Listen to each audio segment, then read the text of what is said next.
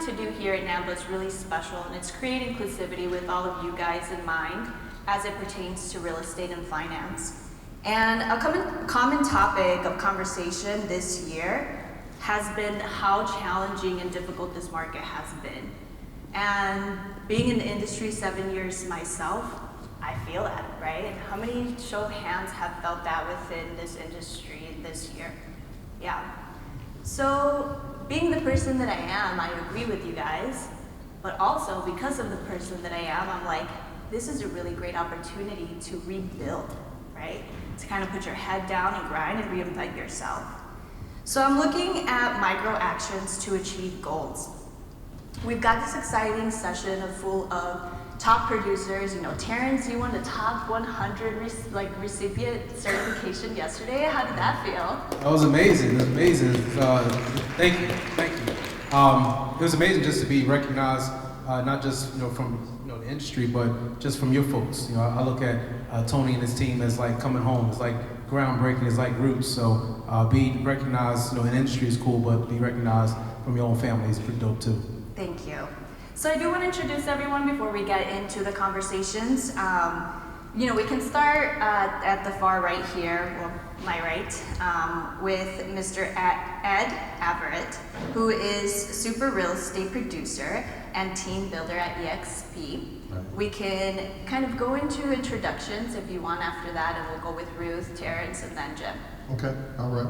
My name is Ed Averette. I'm with the Averhome Group, EXP Realty. I'm based out of Charlotte, North Carolina. My team is, Charlotte. What's happening? Queen City.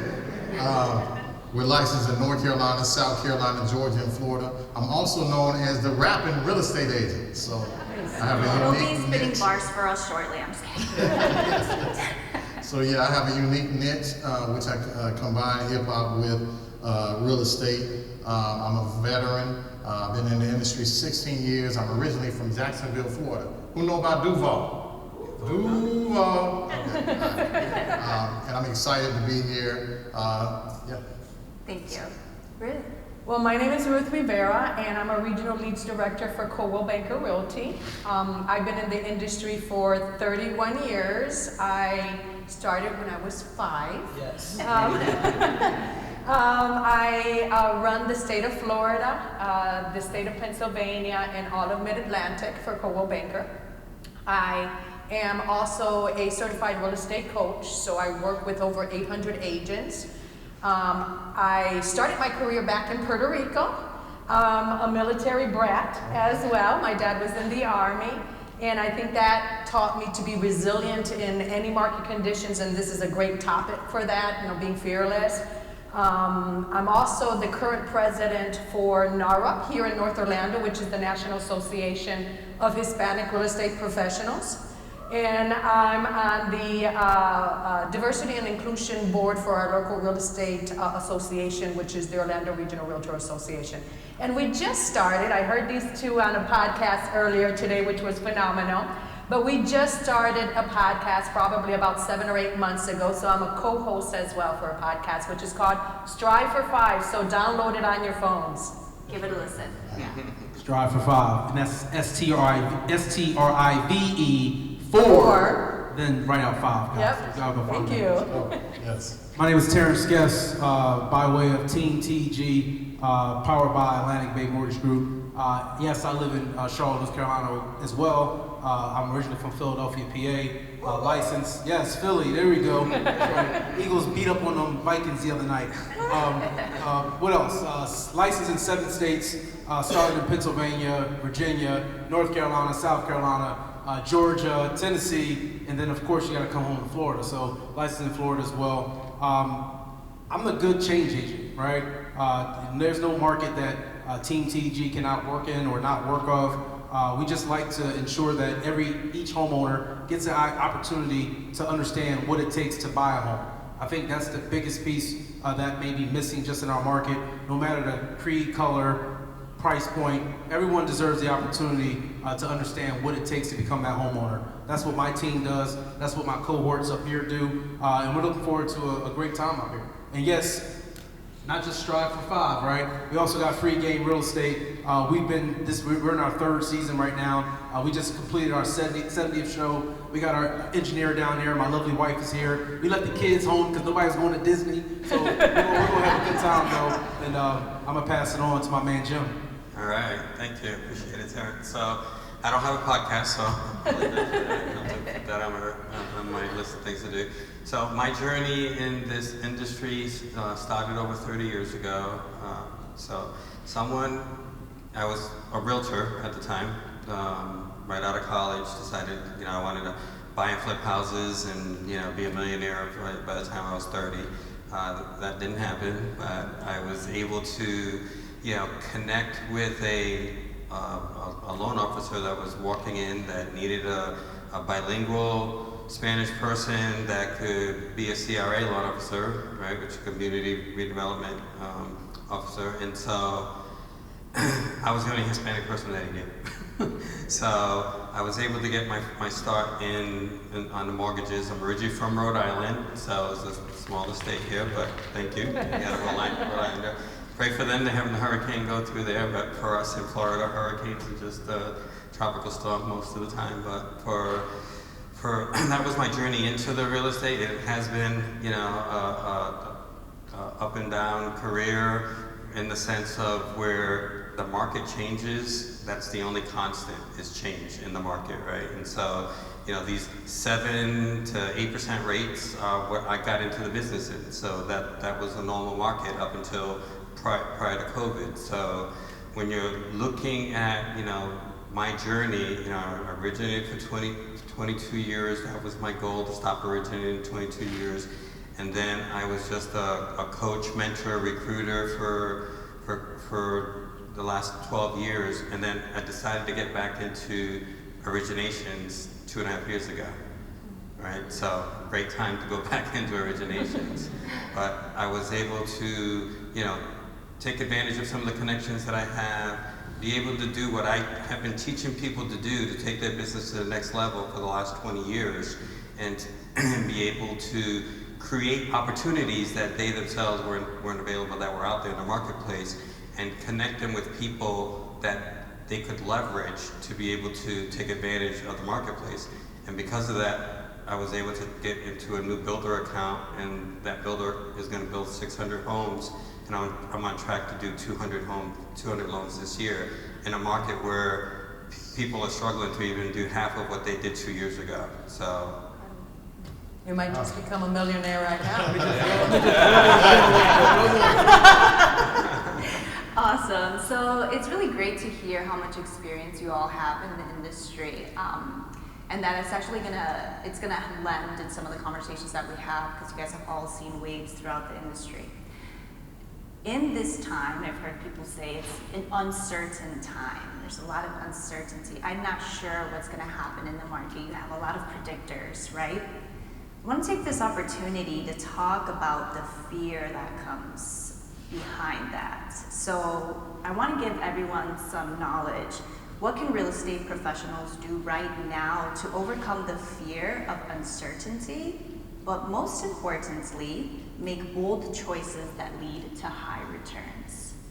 So we can start with Ruth, who is obviously so passionate about making action with, fearlessly, and then we can move on to Terrence and Ed and Jim. So first of all, I strongly believe in being fearless. I even have it tattooed in my arm, being fearless. So to start off, anybody who's in the real estate industry, you have to be resilient. You have to be open to change, and you definitely have to be willing to take risk, right? So for you to overcome the uncertainty of what's happening in the market, there's a lot of strategic things that you have to have in place. First and foremost, I strongly believe you have to know your market. You need to know all of the nuances of your market, become that community champion, know all of the ins and outs of what's happening in the market. You have to stand out from the rest. Secondly, I was talking to somebody earlier today, back in the day when I started in real estate, you put your ads in a newspaper and let it go. Right now, you have to be a marketeer. You have to actually use all of the resources, those digital platforms that are available to you today. Leverage social media so you can really, find the audience that you want to really focus on, so you can show and showcase what you are and what you do. You have to nowadays build a stronger relationship with your customers than you did before, because those are the people who are going to give you that repeat business. Those are the people who are going to give you your referrals. You also have to be open to change, right? Because our market is constantly changing all the time. And if it's constantly changing, that means you have to be open to new technology. You have to be open to have those tough conversations with your customers, because their needs changes based on the market conditions that we have. You also have to really leverage technology. There's too many agents who are still doing old school, and old school is good, but for you to work more efficiently, leverage the technologies that are available to you today. Virtual open houses, use AI. There's so many people who are scared of AI, and AI is not going away. It's here to stay. And you have to have a very strong CRM system so you can actually follow your processes in a more efficient way. And lastly, be open to changes. And if you do all of that, it's going to give you confidence to work your business every single day. Be courageous to take those risks, and the fear is just going to go away. Nothing to it but to do it, right? Yep. Absolutely, and just to add to what Ruth says, because she gave you guys 8 tips, so if you didn't get all 8 of them down, make sure you go back and look at the video. But just to add to it, kind of sum it up, you have to be a change agent. Right now is not the time to be sitting here saying what you won't do. You have to do everything that your competitor is already doing, and you have to just do it to a different level and do it to your level, so being true to yourself. First and foremost, I'll raise my hand. I'm emotional. I'm Carl Thomas. I show my feelings on my sleeve. But the whole part of it, guess what, guys, is I can't stay there. I can't stay there. I get in, I get out, and I keep moving, right? Me too, just like you, right? I lose deals, I win deals, I lose deals. But one thing Ruth said is that every client that you will interact with today, they're going to fact check you. They're going to fact check you at every moment. As soon as you get off the phone with you, after they get off the phone with you, after you said everything you said, they're going to type some things up and they're going to phone with the next loan officer or the next realtor, right? And they're actually having those same conversations on and on. I just had, before I walked in, a client just texted me and said, "Hey Terrence, I'm going to see another house. Can you send me an updated approval letter?" Sure can, because guess what? I got new technology, a new CRM, that all I have to do is hit a button and he gets a new approval letter. So those are the things that you just have to be on task with. You have to answer the phone. But lastly, that I'll just add is, you have to keep a balance. You have to keep the balance. Your family, your whatever, that's your baseline. You always got to be able to go back to baseline. So you got to ensure that family's taken care of. But at the same time, yep, I got my phone here, yep, I'll answer it. But my clients know, hey, this is what I'm gonna be doing, this is what I'm not gonna be doing. So let's try to work within these guardrail or this box so that we can continue to be, to get things done and get it done in the right way. Lovely.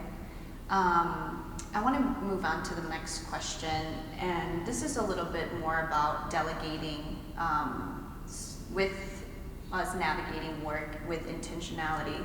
Sometimes we lose the focus of what we should be doing, and we kind of let our minds go into places that aren't our strengths because we try to, take control over every situation. So can you share maybe your best practices, and this question goes for Ed and Jim specifically, best practices for delegating responsibilities, and maybe your favorite method to consistency on a day-to-day basis? Well, I can speak to that. It's important for you to have a system in play. I learned a long time ago that you can't be everything to everybody. So what happened is I had a lot of volume, and I was the admin, I was the real estate agent, I was a social worker, psychiatrist, everything to everybody, but then my family was lacking. So what I had to do is I had to delegate. I formed a team. So what I do now is I have a team of 15 agents. So I have someone that makes phone calls. So after they set those appointments for phone calls, I'll touch base with them. Then I get them over to the lender. And after that, I get it over to my agents. and they run it. I may have a showing agent, you know, to kind of to break up some of that time, but I just learned that you can't be everything to everybody. You can, but it's not going to sustain. You can. I did it for years, and it's an accident waiting to happen. So, what I would recommend is take a piece of paper out, and on the one half, write down all the things you love to do, right? That you're passionate about doing, that you would do regardless of how much money you got paid. And then on the other side, put all the things that you hate doing, that you're not as good at doing, and then those are all the things that you're gonna hire to and find somebody who loves doing those things. So when you're interviewing people, right, you're gonna interview to what you need someone to do. Like social media for me is not my thing. I'm probably too old to get into all the social media stuff, but you know what? I have a 30-year-old that does all my social media, and she takes care of making sure she posts my dog on Monday, Molly Mondays, just to connect with people and let them know that I'm also a human being as well, right? And so you've got to build a team, you know, like Ed said, but it's more about, you know, finding what you're passionate about and being able to delegate what you're not passionate about and allowing somebody else to do it that will help you to grow. Because what happens a lot of times, and when I'm coaching loan officers or people that I know, so many people are busy being busy, right? And so when you sit down with somebody and you ask them, well, what did you do today, right? And they tell you all the things that they did, and then you ask them, open up your calendar, let me look at what you have time blocked to do today. Did you do anything that you were supposed to do? Was there anything in your time block to do, right? And so I give the advice that you need to do the right activities at the right time with the right people, right? And be able to say no more so that you can say yes to the things that really matter to you, right? Because if it's, you know, if you look at all the successful people, right? In order for you to get on their calendar, in order for you to get a meeting with them, it has to fit in the box of what's important to them. If it's not important to them, then you're gonna have a hard time getting somebody to wanna meet with you because it's a distraction to them. It's a waste of time. So if you're looking at the activities that you're gonna do, take them in, you know, I think earlier we were talking about Darren Hardy, right? He has a book called The Roller Coaster, where he talks about where you're in an opportunity where you're not taking advantage of your time and you're allowing other people to manage your time, right? And so when you take control over your time and you time block 90-minute jam sessions, right? For prospecting, for follow-up, for whatever it is that you have to do on a day in, day out basis, put it in networking, put it in your time block so that way when you look at your calendar, you know what you should be doing at 3 o'clock on a Thursday or 5 o'clock on a Friday, other than going to the bar happy hour, right? And that may be fine as long as you're taking people that are gonna give you an opportunity to grow and do more business. I love that. The saying no to be able to say yes is so powerful, but so undervalued and underserved. It's really hard for us to set boundaries, but it really opens you up more to be able to do things that are more intentional and more, dare I say, profitable. Can I add something to that? You want to make sure also, and this is just an advice, whoever you select to delegate your responsibilities to, that they know what your growth development plan is. Because if they don't align with your growth development plan, then it makes no sense to have them delegating, doing your responsibilities and your tasks. So good. 100%, right? Because, you know, I can delegate things to my team, but at the end of the day, or the beginning of the day, I understand that, and this is not coming off of any arrogance, but people do business with TG because of me, right? They don't do business because of Ruth and whoever else I may hire or work with, and they're my partners. I love them to life, but they do business because of you. So you can't get too far out there or too caught up with building these teams so that you're too far away from the business, right? It's still my job to be at the forefront, in the middle, and in the back. So I'm thoroughly engaged. So I don't play golf, so I don't have a team for golf. But I do have a team so that I can continue to help as many people as possible, and I can possibly come down here and work with you and your team. Because when Ed said lender, he was looking at me. So we know. And also, cutoff times are important. So we can go on and on and on. We can, like you said, I think someone said it earlier, you can always be busy, but you have to have cutoff times. When I first got a voicemail of an agent said, you know, reach me, if you're calling me at 5 o'clock, call me the next business day. I was like, you must not get no business, because that's crazy. Like, most people get off work at 5 o'clock, but you have to set those boundaries and those parameters. We want to help everybody, but I don't think that I got any less business for having a cutoff time than I did when I did. Yeah, protecting yourself, pouring into you so you can pour into others. Absolutely. Yes, so good. We touched on this a little bit earlier, technology and staying abreast, not only to your competitors, but to yourself, right? And this is going to be a controversial topic because AI, people have different feelings about it. I want to talk about the role of really understanding data and how AI and technology can help you advance and improve your understandings of technologies. I feel like there's a lot of misconceptions or maybe just not thorough understandings of AI. So I'd like to start this with Ruth because I want her to talk about her certification. However, I know that all of you guys on this panel have different methods of technology that you use, so definitely want everyone's answers and inputs here. So I'm the first one to say that technology is difficult. I was hesitant in the beginning as well to start with AI because I'm like, no, I don't want this system to take over my job. I don't want it, you know, to be robotic. I'm still in a relationship type of a business and I need to connect with people.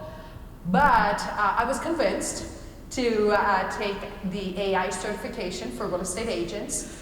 And I did, and I gotta tell you that I was blown away by what ChatGPT and other AI systems can do. And I'm a strong believer of it now, even though I was very hesitant with it in the beginning, because I didn't understand it and that fear of the unknown, right? So I went through the course and learned so many things. Let's use ChatGPT for an example. So many people are talking about, hey, ChatGPT, it stopped learning back in 2021. ChatGPT is robotic, and it is. However, you can actually train ChatGPT to work the way you want to work your unique business. And it can be extremely powerful. It can be very dangerous as well if you don't really know how to use it. So I recommend go onto Amazon, buy a $5 book on how to use ChatGPT. I know getting certifications like I did through AI is costly and not everybody can do that. However, you will never know if it's going to be beneficial and work your efficiency a lot better until you take the risk of actually going out there and trying it. I was hesitant in the beginning. Now I'm a strong believer of it. I know that it can empower me to actually work my business more successfully, and it'll give me more time to do the prospecting and do the lead generation and doing all of that stuff that I know that is important that a human being does instead of the technology. Use it as an enhancer of your essence, right? Awesome. Who wants to go next? I can go. I was just having a conversation with my oldest child about this, and they were like, Dad, I can't stand ChatGPT. It's like, it's taking the originality out of writing, and I'm a creative writer, and I was like, you know, this is the check, it's not going anywhere. So the sooner we can adapt to it, then the better. So I know it works great with listings, writing descriptions for listings if you get stuck, emails. So that it can be our ally if you use it correctly. And to Ruth's point, you definitely need to get a certification or just do some research on it because it's not going anywhere. It's here to stay. And it passed a bar in all 50 states, ChatGPT. So legally, it has the right verbiage to help you with your business. But again, you have to learn how to work the system. Yeah. I want to come back to Ed. You've done a lot of advertising in your time, different types. Obviously, being a rapper, I'm sure there's a lot of opportunities there. Tell us a little bit about that technology and how that's advanced your business. So I actually had an avatar do a music video for a rap song that I have geared toward the home buying process. So I thought it was cool. It looked, at first when he was building it, it didn't look like me. He had He was a little taller. He had muscles. He had a six-pack. I don't have a six-pack. I was gonna go with it because it's motivation.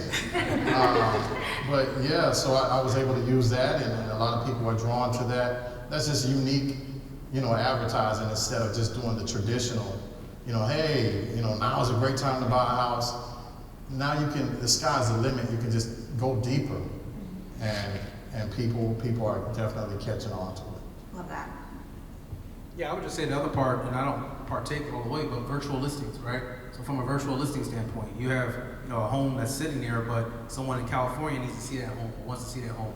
How do they virtually tour it? Well, you're going to virtually stage it, right? Yeah. Being able to show them the opportunities of it. So again, as everyone said, it's not going anywhere. Well, I'll share a fun story. Last week I attended the NAMMBA, so it was National Association of Mortgage Brokers out in Vegas. And guess what? When my Uber pulled up, guess what the Uber was? It was an artificial intelligence person driving the car. And I said, oh my goodness. So I'll wait for the next one. But actually out in Vegas, so out on the West Coast, they actually have cars being driven by computers. And they actually said, well, you're more safer to be in there than a human being. Well, I'll take my chance with the human being right now. But it is happening. So again, be on the lookout because it's just what's happening, what's a part of it.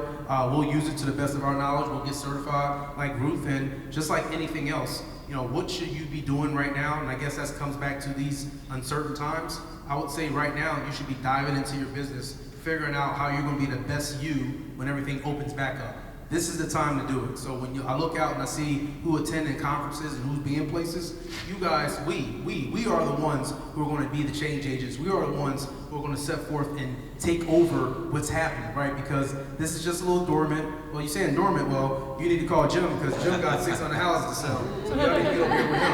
But it's not dormant for everybody. Dormant is a mindset. Oof. That's clearly a mindset. So Okay. you definitely got to get somewhere else where everything is kind of going to pop up. I want to speak on one more thing. That's 100% It's true. a safe space. Let's just all talk about it. So I don't know if y'all familiar with the Remy app, where you can look like whoever you want to look like.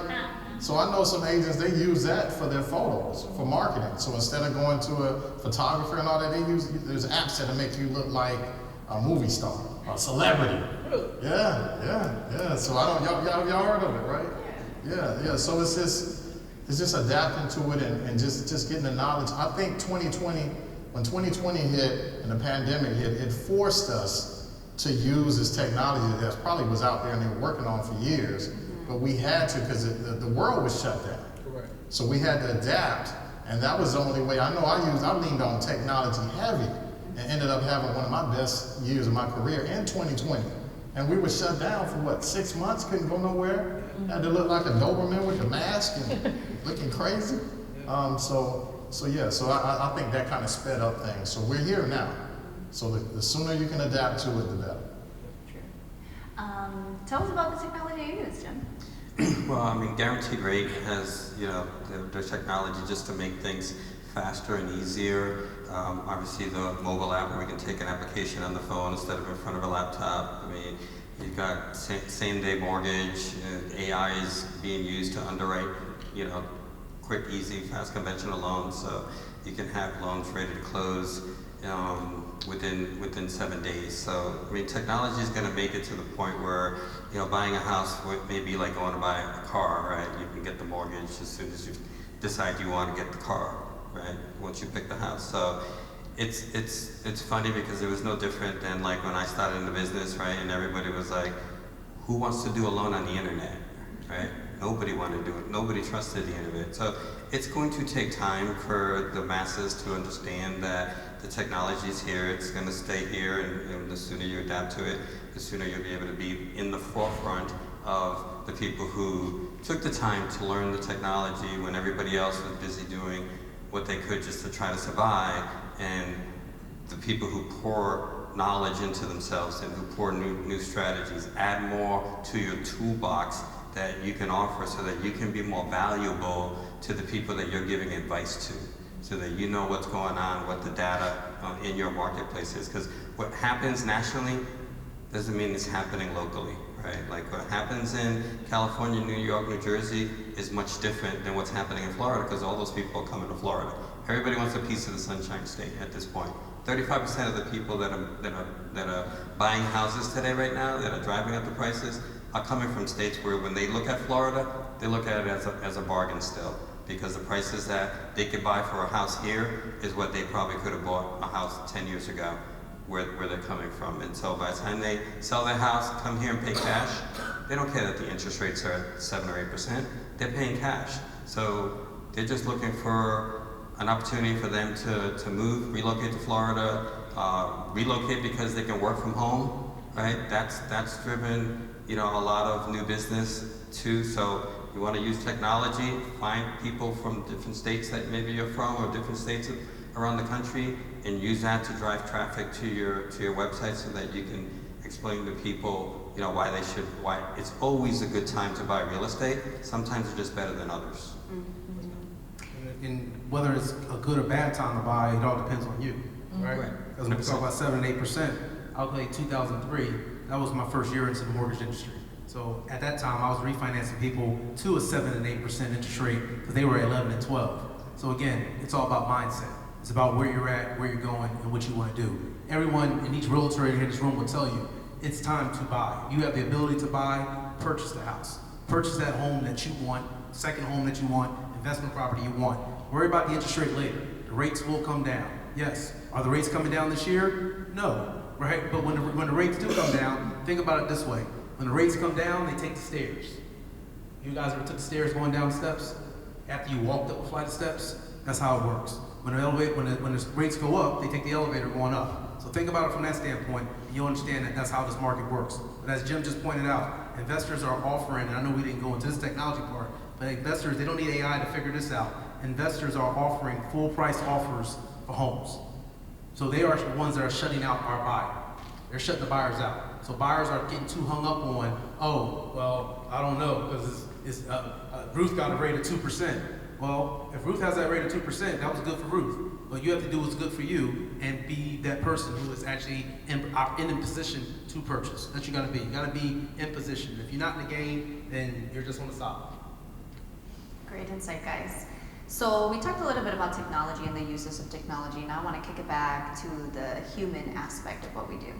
So trade organizations, obviously, shameless plug, NAMMBA, join a chapter, and if you don't have a chapter, please talk to me. We can get a chapter get going in your city market area.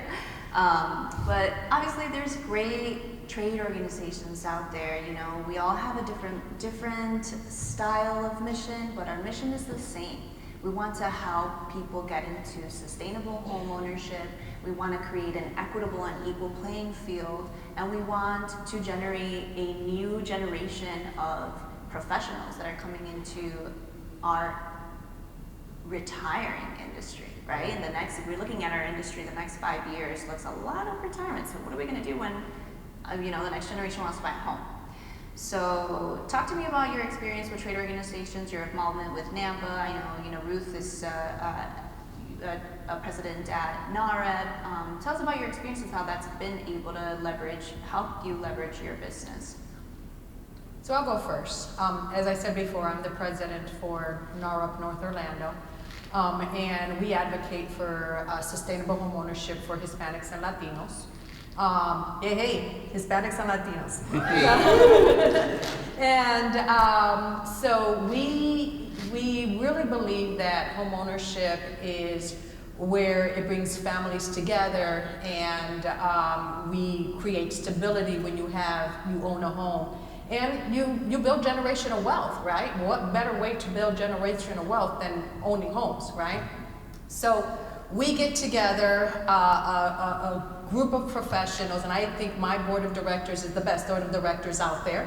So a group of directors, we have a meeting of the minds, and we talk about what we're going to put out there to educate our members, and so they can spread that mission within our communities.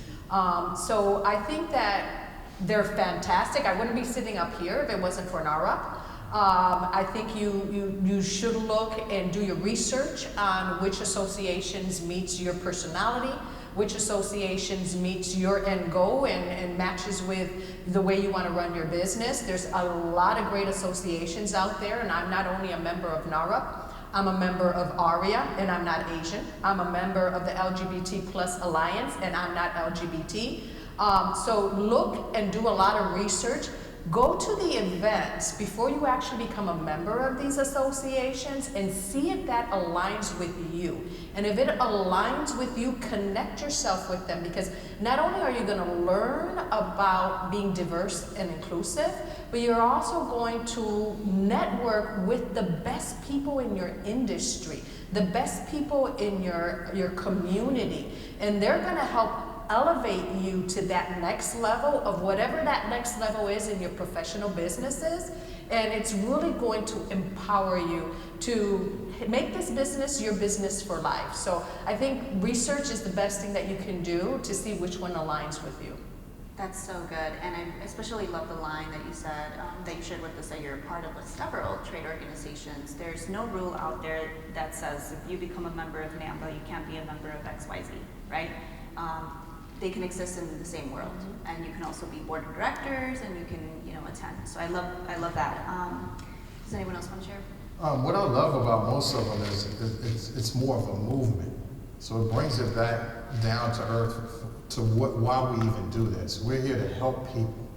We want to help them. Of course, they have to help themselves and get educated, but we're here to help people. So that's what I like about most of the organizations. We're here for the people. Without the people, we're nothing. We have no business. Exactly. So I was a past president of NARRA in Tampa back in 2012. It was my first experience being a part of NARRA. And the one cool thing that NARRA does with all their presidents is they do a leadership training where they bring all the presidents in and they actually train you on the mission of NARRA, the history of the organization, as well as how to become a better leader, right? So we talked earlier, for those of you who were in the BAMI session earlier, right? What are you doing? Plug to pour into yourself, right? Being part of these organizations is what allows you to get out of your comfort zone. From a leadership perspective, it allows you to meet and greet people in your industries that are like-minded people, that you can create your own tribe of people that all want to be successful. So when you surround yourself with other successful people at different levels, right, you can find somebody, who's already a millionaire, right, and, figure out what it is that they did. I love that. to get to where they're at, right, to find a mentor maybe, or somebody who has been in the industry more than 30 plus years, and you're new, wanting to get in, figure out how to create your niche, how to create your business. Learn from industry experts, right? We're here at NAMMBA, right? And the reason why I'm here, we're here, and you guys all here is so that we can pour in what knowledge we've had over our career and be able to share that with people who would maybe, if we touch one person in this room to be better at what you do and to help you grow and to allow you to be able to go back to your communities and be able to then share what you learned with other people that maybe weren't able to have the fortunate opportunity to come to a conference or to attend a conference, right? So whenever I would go to a NARRA event or conference or even here, right, you get to meet people that you wouldn't normally meet, right, in your city, because they have the relationships with Freddie Mac, with FHA, with all these nonprofits and opportunities out there to bring them into a conference, whether it's 2 days, 3 days, and be able to pour education into the people that are members or people who will become members, to keep the generation going, right? Because at some point in time, we're gonna have to pass the baton to the next generation, right? And that's why I've always looked at coaching and mentoring as I'm leaving, what I've learned to the next generation of minority or Hispanic loan officer, to be able to make sure that the community's represented, right? Like when I was when I managed a team and I recruited, I always made sure that my team represented the community that we were serving, right? So I was the only branch at Wells Fargo at the time that had 40% diversity in the branch. And that's not just diversity from your skin color, it's men, women, right? Like, you're not gonna go and find a male-dominated, branch, which, I'm sure we've all seen in the past, but We want to have diversity of thought. We want to surround ourselves with people who are going to elevate us and be able to, and for us to be able to elevate people to be the best versions of themselves that they can be, right? And like Terrence said earlier, right? It's all a mindset thing, right? If you want to listen to the news, if you want to listen to other people who are chatting about how bad things are, that may not be your reality. That's their reality, and you have to snap yourself out of it, right? So one of the things I learned from a coach was the rubber band trick, right? You made me have a rubber band. Look, I can see your face right now. You can already know what I'm about to say, right? And anytime a negative thought came into my mind, snap the rubber band, and it was like a trigger to change my thought process. So that way, negativity never entered my mind, and if it did, I snapped right out of it and thought about something more positive. If you're having a bad day and you think that things aren't going your way, right? Focus, meditate, like you said earlier. Focus on what is positive, what is going well in your life. What are you grateful for? You know, have a picture of somebody that you love or somebody that you can call that can help you get out of whatever you're stuck in at the moment, so that you can move on and do what's important to you for that day. Phenomenal, well said. This is a perfect transition to our last question. Thank you for setting that up for me. Because of the nature of the industry and the comments that we hear about, oh my gosh, such a tough market, it's so uncertain, you know, will I be able to overcome this year? What am I gonna do? The industry is thinning out, but you guys are all here trying to make a better version of yourselves, right? It's all about the noise and getting through the noise and silencing the noise, right? And getting through that is incredibly difficult for some people. And for others, it comes easier, right? For some people, you can snap that rubber band and say, okay, I'm past that thought. Let's focus on the solution. What do you guys recommend, or what can you guys suggest to those that are struggling through the noise? How do you tell them to get to the silence and really get through this? My first thought is pray. Real talk, pray. And I'm not telling you to pray to, just pray. And I would say you have to get back to reset the baseline. What's baseline, right? What's important to you, right? This market stuff, this is just work. Let's just talk what it is, right? I hear what Jim's saying, and it's great. I hear what Ed, I hear Ruth, I hear everybody saying it's great to give back and be a part of this and that and the third, and they're 1,000% correct. But I still got to take care of me, right? I still got to take care of my family, my 3 kids, my wife, all the good stuff. But I got to get back to baseline. So for the market, I'm blessed to say that this is my 3rd cycle of the market. Someone earlier in the week, or who clicked off yesterday, I think it was Mitch said he's been through 4 markets. Well, I haven't been through 4. I've only been through 3. And going through 3, I can tell you that 2006 didn't feel too good. So what did I do? I ran and jumped out the industry. I jumped back at the Bank of America and I said, you know what? I'm done with this. This is crazy and all that good stuff. And guess what? I came back in 2012. So I can't get enough of it, right? But with all that being said, I know that for me, I have a vision board in my office. You said, what do you look at? I have a vision board in my office, and I got my wife, I got my kids, and then I got a plane. You know what the plane is? The plane is the jet set, go somewhere. And sometimes I'm going to Philly, sometimes I'm going to Florence, South Carolina. But at the same time, I get back to baseline. I get back to what's most important. The market will take care, the market's going to be the market. AI is going to do what AI do. You're going to close loans, you're going to miss loans. Everybody's going to do what they need to do and things of that sort. But for me, is getting back to baseline. I'm going to pray. We're going to level set, and let's just be real, right? And everybody who's been in the market for at least an originator, or you've been selling houses for at least the last 5 years, right? I see a lot of hands up. Now let's just be honest, guys. Who made a lot of money after the last few years? It's okay. Right. This is a safe environment, right? Made a lot of money. So now let's be real, right? Who took care of their money and made sure that they stayed within their means, right? You get what I'm saying? So with all that being said, guys, we were all smart enough to make sure that this is not just a job. This is what we do for a living, right? And again, if you've been doing this 20 years, 30 years, you've been doing it for 15 months. Yes, it's going to be different for someone who's looking at it 15 months, because you're like, well, what happened? I saw him doing this. No.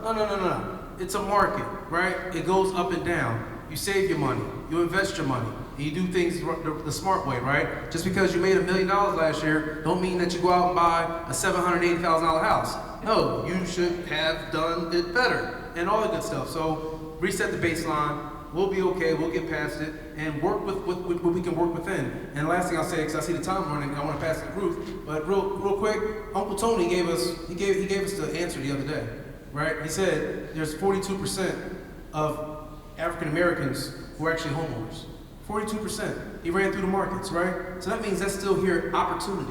Maybe they're not going to go buy a $500, $600 million house. Maybe not. But maybe they go buy a house that they can be proud of, and then they can do what? They can refer you to, or they can refer the next person to. So that's why I say reset back the baseline. Yeah, and I agree. Praying obviously is the #1 for me as well. However, when I'm not traveling, I work from home. And I walk downstairs, get my coffee, I walk into my office, and there's a sign that I have in my office, and it says, "You didn't wake up today to be a weak-ass bitch." Well, that's just the reality. I read that sign every single morning, and I say, you know what? I am going to not listen to the noise. I'm going to focus on me. I committed to make my business a success, and I'm going to do whatever it takes. The noise is always going to exist. It always existed before. Put your blinders on, put your headphones on, listen to some rap music, put some jams on, and you know what? Go out there, be fearless, be the badass person that you know you can be. And if you need to look at yourself in the morning and look at yourself in the mirror and say it to yourself, you know what? I don't care if I get a bad email. I don't care if I get a bad phone call. I don't care if my customer's uncle who bought a house 50 years ago thinks he knows more than real estate than me. I'm going to overcome it because I know that I'm committed to my success, and because I'm committed to my success, the noise doesn't matter. So, like I said, my quote is, I didn't wake up today or any day to be a weak-ass bitch. I love her. That's my girl. So, I love all that. So, tunnel vision. You have to have tunnel vision. To your point, things are always going to happen. If you just take real estate out of it. In life, we've had ups and downs. All of us probably have been through different things. COVID, we made it here. All of us are here. A lot of people, unfortunately, didn't make it. You know, so I'm thankful. You have to start your day being thankful. And then once you're thankful, everything else, you know, I get a deal to fall out, no person doesn't want to work with me, I need to sign out. It's not life change, it's not the end of my life. So I get another chance every day that I live to make it better. So I just stand on that. And then when you do have bad days, get it out, vent. Don't just ignore it like it didn't happen, because it's still there. Get it out, listen to some DMX, T.I., whatever your choice of music is. Get it out of your system and then get back to it. We're here to serve. No, and one thing, guys, Ed is one of these chippery people. I do not understand how he does it every day for the last 50 years. But he's chippery because he calls me on Monday mornings, and I'm like, I'm not there yet. So, the only thing I wanted to add before I pass it to Jim is, and I was just thinking about it, is really, let's choose our heart, right? Choose your heart. Is it hard now? Sure, but wasn't it hard when people were calling you all times of the night, all times of the day, because they want that rate at 2 or 3%, or there was multiple offers on the house, or somebody's charging, they want $75,000 in due diligence just for them to put a house on hold? That was hard, right? It was insane. So again, we go back to kind of choosing our heart, choosing the perspective, but keeping the right mindset. So that's all good points. Good points. And I'm gonna borrow that. W-A-B. Y'all gotta say it. That's what W-A-B. So someone once told me, and I'll say this in Spanish and translate it, Dios se ríe cuando uno tiene planes, okay? Which in English translate that God laughs when somebody has plans, right? Because the plans you have for yourself may not be the same plans that God had for you when we were created, right? And so you've got to realize that, you know, at the end of the day, we choose to be in this business, right? This is a choice. I didn't grow up thinking I was going to be a mortgage loan officer when I went to high school and college, right?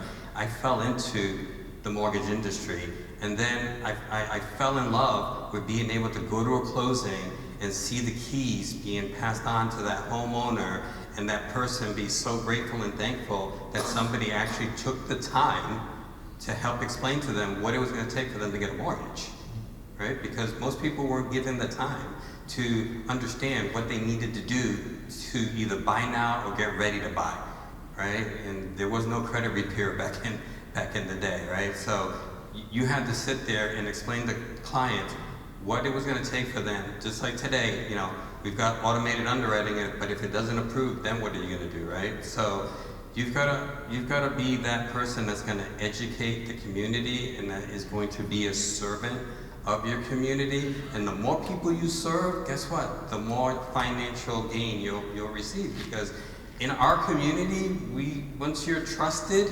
advisor and consultant to the community, they're loyal. They're going to look for somebody that can speak their language or that looks like them and that grew up like them, right? Like home ownership, you know, I was very fortunate that my dad decided that he wanted to own a home. So I was able to have my own room with two of the brothers instead of sharing a room or a bunk bed or a bed with somebody, you know, where the rest of the family all grew up and lived in the projects, right? So they had to share rooms with their family because they could only fit a 2-bedroom with 4 people versus having a 4-bedroom home, you know? So understanding your why, like why are you in the market to help somebody else? Like what is it that you are getting out of being able to help somebody other than the financial aspect, right? Take the finances out of that, because the more people you help, the more money that you'll make. But if you can understand, if you can put out there, whether it's through technology, social media, or whatever means of marketing that you do, what is it that makes you passionate about being the professional that you are? Because this is not a team sport in the sense where what they do matter to what I do, right? It's what I do when I wake up in the morning. It's the mindset that I put myself in. It's the routine that I do when I wake up. First thing, meditate, be thankful. What are the 3 things that I'm grateful for that I have an opportunity that has happened to me this week or throughout the week? And what am I grateful for that I'm going to be able to do? Because we get to do mortgages and we get to sell real estate. We don't have to do it, right? And so when you change your perspective and you understand that, you know, we're blessed to be able to be sitting here and in this room and being able to talk about, you know, what we love to do and what we're passionate about doing, because we want to help that next generation be homeowners. Because when you look at the statistics, people who are homeowners are 60% more wealthier than people who aren't. And until we can explain the cost of not being a homeowner and the cost of waiting to clients, right? Because that 7% rate today, right? Maybe 5% next year, but that house is going to be 10% more. So all you're doing is avoiding taking advantage of being in the market sooner and being able to get a better price on the house where you're not having to overbid. Because if you look at a year ago, you were lucky to be able you had to look at 30 houses or more, and you were losing out on cash offers. You had to close in 2 weeks. You had to get rid of all your contingencies.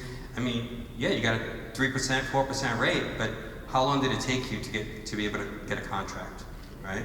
So we as professionals have to educate the consumer, who all they're listening to is what's in the media and in social media. So it's our responsibilities as stewards of the business to be able to educate people on the benefits of homeownership and why they should be a homeowner or an investor or become, you know, a wealthy $1 million. There he goes. I want to add one last thing. You know, we are here and we're trying to inspire you, right? But there's a difference between inspiration and motivation. Inspire is external. We're giving you information to help you with how you're going to run your business, but motivation comes within, right? So if you don't take the best practices and the information that we shared, what they shared earlier with you, and you don't actually take action and implement those things, then unfortunately it just goes in one ear and comes out the other. So be inspired today, but go out there and motivate yourself to actually take action. Wow. Definitely. And big shouts out to Jay-Z. Jay-Z put Yes. this on. She was countless emails, going to spam, trying to get all of us and our schedule together. Yeah. And she was more accommodating. Yari, your whole staff, everybody. So Whole staff. just thank you for everything. Thank you. Outstanding insight from all of you guys. I'm so grateful to sit here and just get that inspiration, right? And now I'm gonna go motivate and make sure I'm none else, right? Sure. But thank you guys so much. If you guys please feel motivated, inspired to connect with everyone. If you have follow-up questions, find us as we head out. But thank you so much for your time, and I look forward to the next one. Very good. Thank you for having me.